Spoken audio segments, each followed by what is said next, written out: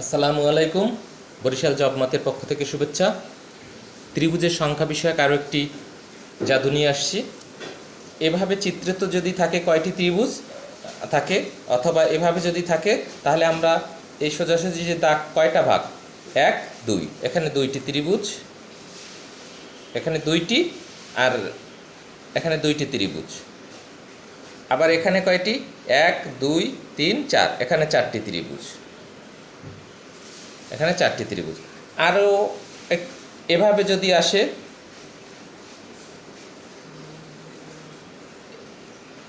এরকম, আবার এরকম, এখানে কয়টা ত্রিভুজ, তাহলে আগের নিয়ম অনুযায়ী 1 2 3, এখানে 2 এর 1 3, 3 এর 3 6টি, আর এখানে 1 2 3